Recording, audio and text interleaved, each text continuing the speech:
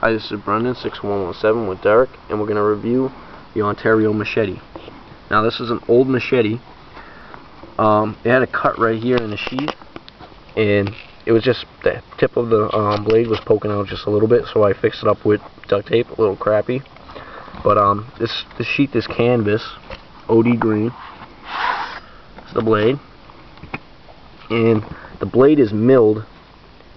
It looks like it's ground, but it's not. It's milled to a taper, like down the spine. It just gets thinner, and that's really good. Makes better chopping. Makes the thinner blade makes it just stick in so much better. And the bevel right here is consistent, just up until you get toward the tip right here, and then it just, just thins out. And that's all right though, because that gives it a little more tip strength. And I sharpened it. It's really sharp. I mean, a machete needs to be sharp to work. I mean, it doesn't chop.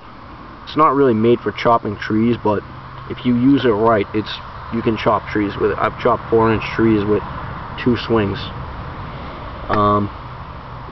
The handle is plastic, and it's kind of cheap, but it wiggles a little bit after heavy use. It's probably just because of the rivets. The rivets are kind of crappy.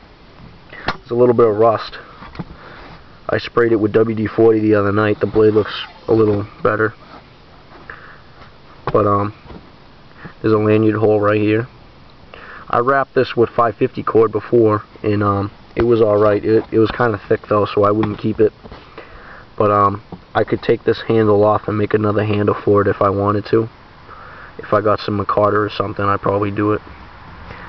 Make a little better handle. It's kind of chipping now right there. This is an old machete. It's kind of chipping right here, next to the rivets. Not so much over here. It's made in the U.S. Right here, Ontario knife, U.S.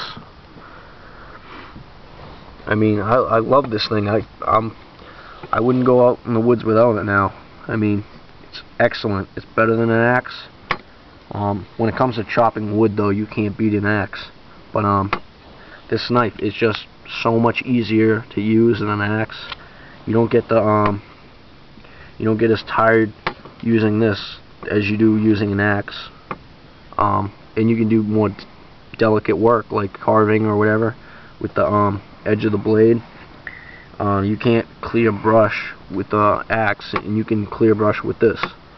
And I know Cold Steel makes the kukris, and I would really like to try one of those out.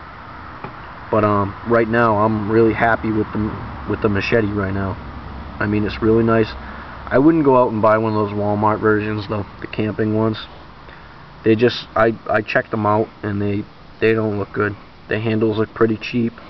The blades are kind of sharpened. I looked at the bevel, and they don't look like they were sharpened right. I mean, they look too steep. I mean, they don't look like they would cut right.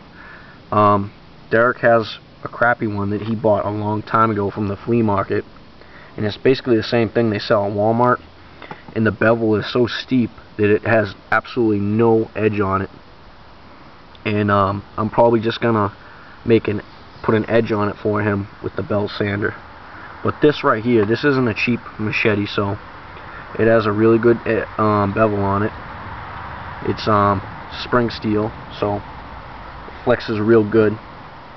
I mean, I'm not worried at all about breaking this.